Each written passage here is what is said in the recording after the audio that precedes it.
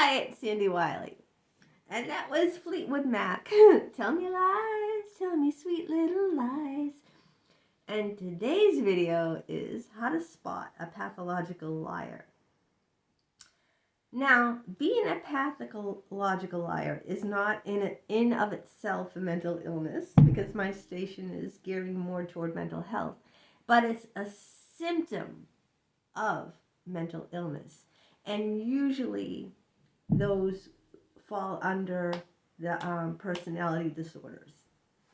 So it's a symptom of mental illness, but not a mental illness of itself. So it'll fall under like people with narcissistic will lie, be pathological liars. Not sometimes, not too much with borderline. Sometimes sociopaths, antisocial personality disorders. Those will be liars. So I want to educate you on liars because, well, to me, the truth is the most important element of a relationship. It's like the foundation, right? Like when you build a house, without that like solid cement basement foundation, all the like slabs of wood and paint and shutters and that's all decoration. Is that's not what's solid. What's solid to me in a relationship is honesty. Honesty to me is the number one thing in a relationship. Okay, I know that because you can't have effective communication without honesty, right? And communication is very important in a relationship. So honesty is the number one important thing. And without that, you have nothing. Everything is just, dressings. Nothing is solid.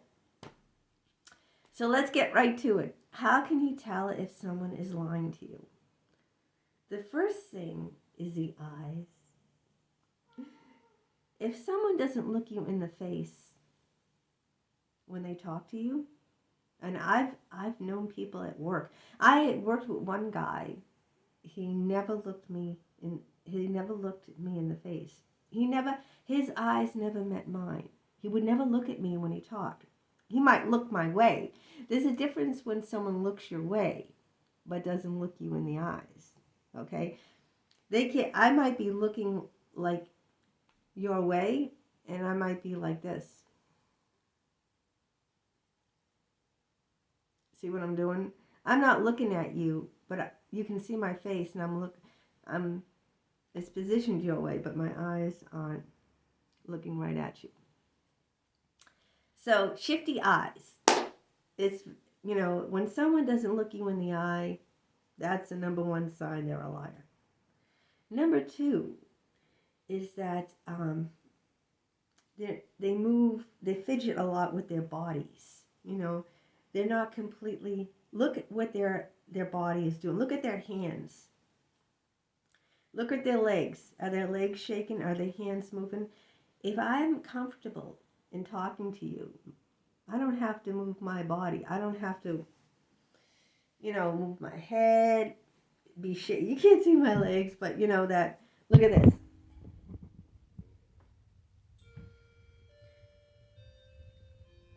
Look underneath the table, okay? Look at their leg. Is their leg bouncing like I just showed you? That's the number one sign someone is lying, is very uncomfortable in the situation. They might be talking to you, but like this, but look at their body. Is their feet moving? Is their leg going up and down like that? Body language is very, very important. Body language. Are there, look at what way their feet are pointing. Look and see if their legs are shaking, okay? Body language. Key up on that. Look at their body language. That's another thing. I think liars sometimes believe in their own lies, really. And that's why sometimes, like, they're so emphatic with you, even when they're, I've had someone, I've had proof that the person is lying and held the proof up to them, and they emphatically denied it. And I just think they get swept up, and they even believe their own stories. So if you believe your own story, you're convinced, you've convinced yourself that it's real. It's like a delusion. They're delusional because they believe their own lies, because they've been lying so much they believe it. A third thing, this story always changes. Some little factor will change in the story. So like if they told you, like if you said, when did you lose your virginity? And they said 20. And then next time you asked them and they said like 18, and then you said, I thought you said 20. Oh yeah, I just rounded it up. And the next time they ask you, they might say 19, or or some little tidbit. Maybe that's not a good example, but some little tidbit of the story will change. Like they'll say, oh yeah, I missed work because I had a cold. And then another time you'll bring it up and they'll say, oh yeah, my stomach was bothering me. And you'll say, but you told me you had a cold. Oh yeah, I had a stomach flu. You know what I mean? They'll just like, some little tidbit of the story will change. And you might not even, really be aware of it, that it will change, because then they'll turn it around, like they'll say, oh yeah, I had a stomach flu. That's what I meant, or they'll say, oh yeah, I just rounded it up, the number. Or if you say, where were you last night? What time did you get home? Oh, I got home like at 9. Well, I was awake at 9 and I didn't see you. Then they'll come up with some elaborate thing. Well, yeah, I got home at 9, but I didn't come in the house because I thought I heard something in the backyard, like a raccoon going after our garbage. So I went in the backyard and like was looking around, and by that time, it was like closer to 9:30. But I came home at 9, but I didn't come in the house till 9:30 because I was outside. I heard a noise. I thought it was a raccoon. I thought the raccoon was going in our garbage. You see, it'll come up with some elaborate story for a simple answer, right? The simple answer is, what time did you get home last night? And the person said 9. And you go, well, I was up at 9 and you weren't home, right? So they'll go into some elaborate story. A person who tells the truth don't have to go into elaborate stories. They don't have to change their story either, right? They always stay consistent. So, if the person you suspect isn't telling the truth, look for inconsistencies. Look for holes in their story. Because a person who is lying always has those inconsistencies, right?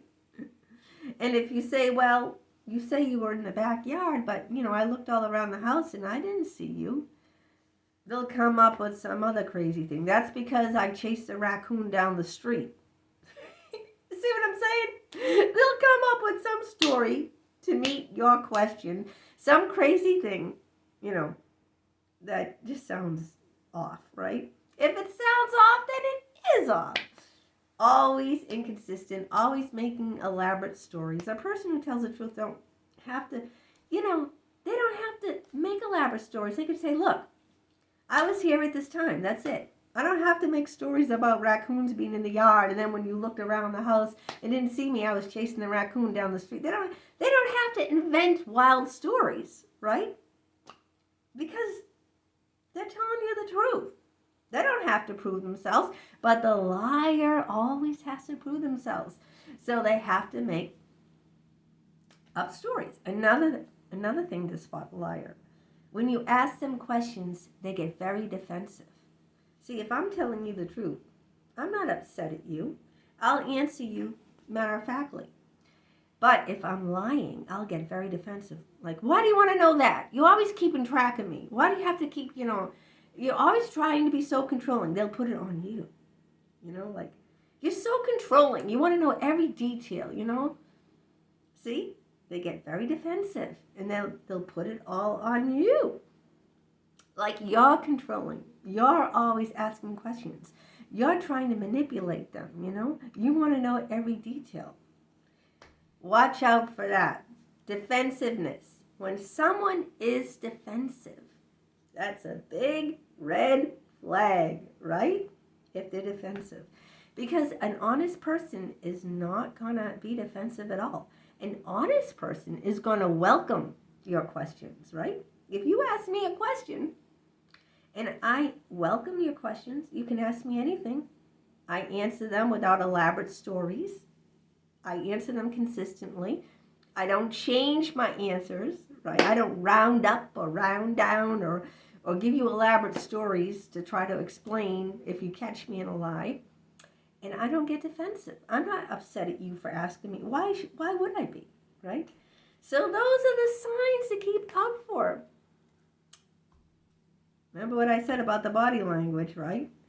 The eye contact, the body language from head to toe, including the legs and the feet, the inconsistencies in the story, the acting defensive, when you ask them something like acting really put off and upset at you, when they're the ones lying.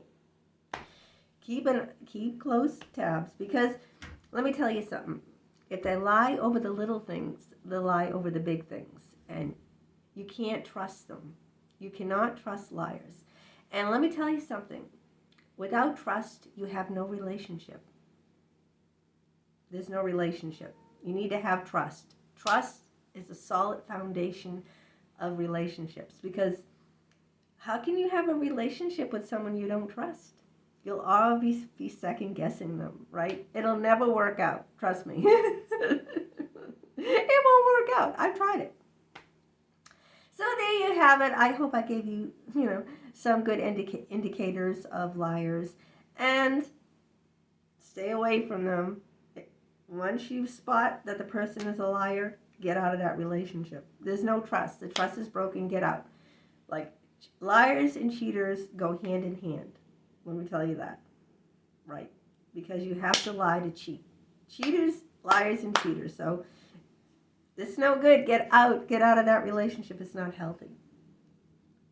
Honesty is the best policy. And I'll leave you with that. And until next time, I hope you have a great and honest, fruitful day.